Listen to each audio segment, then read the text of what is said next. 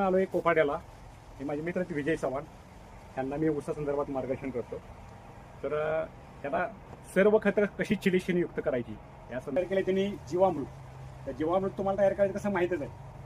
गाईचं शेण, गूळ, वडाखालची माती, बेसन पीठ. आता तयार कसं केले बघा. अहो का हे अतिशय चांगल्या पद्धतीने झाले. अहो का हे दाखवून तुम्हाला मी हे पूर्ण जीवामृत चांगल्या पद्धतीने तयार झालेलं आहे. दुसरी गोष्ट अशी आहे, तुम्हाला याकडे दुसरी गोष्ट तुम्हाला दाखवतो. दुसरं चिलेशन असं केलंय, हे जे चिलेशन केलंय इथं तुम्हाला एकूण 4 बॅरेल दिसतील. हे प्रत्येक बॅरेल 200 लिटरचं आहे. ह्याच्यामध्ये केलंय चिलेशन हे DAP डाय अमोनियम फॉस्फेट या खताचं चिलेशन केलेलं आहे. 200 लिटर पाण्यामध्ये सर्वसाधारण 5 लिटर फॉस्फरिक ॲसिड टाकून त्याचं चिलेशन केलेलं आहे. त्याच्यानंतर इथं केले चिलेशन ते potash MOP merit of potash याचं सर्वसाधारण एका पोट्याला 2.5 लिटर सर्वसाधारण सल्फ्युरिक ॲसिड वापरून याचं चिलेशन 2 लिटर द्रावण बनवलेलं आहे. इथं जे चिलेशन केलेलं आहे सर्वसाधारण इथं जे चिलेशन केलं आहे ते सर्वसाधारण हे सूक्ष्म अन्नद्रव्याचं चिलेशन आहे. हे मात्र चिलेशन श्री मुकुंद साबळे सर यांच्याकडून आम्ही चिलेशन 1850 रुपयाला आणलेलं आहे. ते आपण काही तयार करू शकत नाही, पण सूक्ष्म अन्नद्रव्याचं चिलेशन ते मागवून आम्ही सर्वसाधारण हे सूक्ष्म अन्नद्रव्याचं चिलेशन इथं तयार केलेलं आहे. आणि हे जे चिलेशन केले तयार आपण ते पण मुकुंद साबळे सरांच्याकडून चिलेशन कल्चर मागवून, म्हणजे ते कल्चर आम्ही तिकडून मागवून घेतलं कोल्हापूरवरून. आणि याच्यामध्ये कॅल्शियम नायट्रेट 25 किलो आणि याचं 200 लिटर द्रावण बनवलेलं आहे. आता ह्या शेतकऱ्याने काय केलंय, 1 एकर क्षेत्राची लागण आहे, पण कोणतंही खत असं जमिनीत टाकलेलं नाही. त्यांचं ठिबक आहे. त्यामुळं ही सर्व खतं जी तयार केलेली आहेत ही चिलेशनयुक्त तयार करूनच ते ठिबकबंद सोडतात. आता सर्वसाधारण तुम्ही विचार करा, 3 सप्टेंबरची लागण आहे, आपण जाऊन शेतात ते बघूच. पण ह्याचं काय आहे माहिती आहे का, की हा 200 लिटर, हे 200 लिटर, हे 200 लिटर, हे 200 लिटर हा ड्रम आहे. हा जीवामृत बनवलेला आहे. आता ह्याचं होतंय काय तुम्हाला सांगतो मी.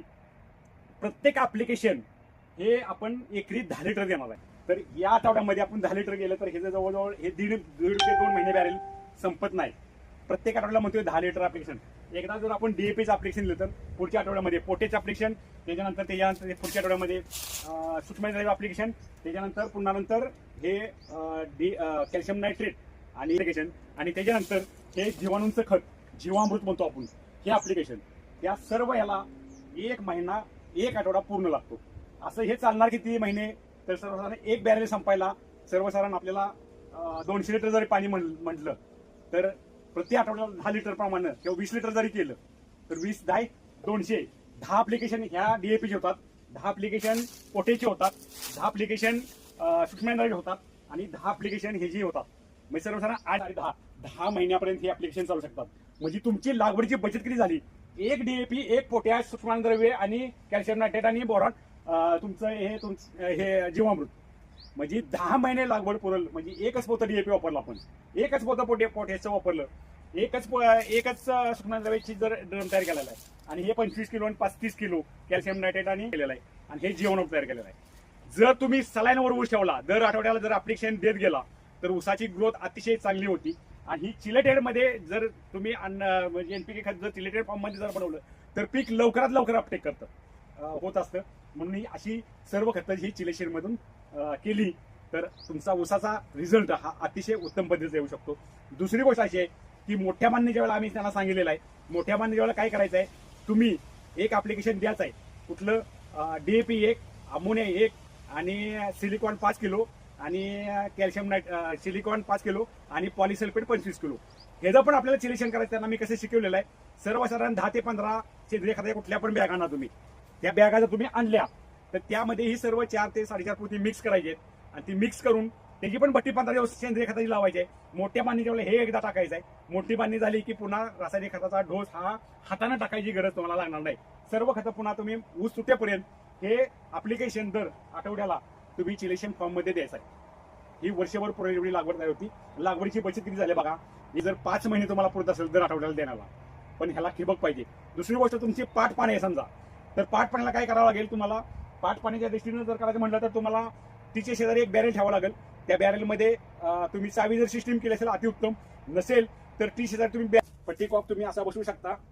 बघा इकडं हा पट्टीकॉक जर तुम्हाला फक्त माहित पाहिजे की माझ्या क्षेत्राला एका क्षेत्राला किती वेळ पाणी देतोय, समजा 2 तास 3 तास 4 तास, तर 4 तासाप्रमाणे जर तुम्ही पाठ पाण्यासाठी शेजारी जर तुम्ही ही सगळी ऍप्लिकेशन मी सांगतोय ही सगळी ऍप्लिकेशन जर तुम्ही इथं जर अशी नटाई लावून ठेवली, समजा बारीक एवढा जर चेम लावला प्रत्येक सरीला, सर्वसाधारण एवढं जरी पाठ पाण्याचे शेतकरी जर असेल तर बरेच म्हणणं असेल प्रत्येक शेतकऱ्याचं की मी पाठ पाण्याचा शेतकरी आहे, तर मला ही ऍप्लिकेशन कशी देता येईल. तर तुम्ही एवढी जर नटाई लावली तर हा सर्वसाधारण 2 ते 2.5 तास 3 तास किंवा 4 तास बॅरेल पुरेल एवढं हे तुम्ही एवढं पाणी सोडू शकता. तसंच हे ऍप्लिकेशन 10 लिटर तुम्ही घेणार आहे, पण ह्याचं कन्व्हर्शन 10 लिटर घेणार आहे, तर ह्याचं कन्व्हर्शन सर्वसाधारण ह्या प्रत्येक बॅरेलचं कन्व्हर्शन हे 10 लिटर जर द्रावण तुम्ही चिलिशनचं घेतलं, डीएपीचं घेतलं किंवा कॅल्शियम नायट्रेटचं घेतलं किंवा पोटेचं घेतलं, तर ते तुम्ही बॅरेलमध्ये 200 लिटरमध्ये कन्व्हर्शन करायचं आहे. पुन्हा 200 लिटर कन्व्हर्शन करून पुन्हा तुमच्या त्या उसाला ऍप्लिकेशन द्यायची.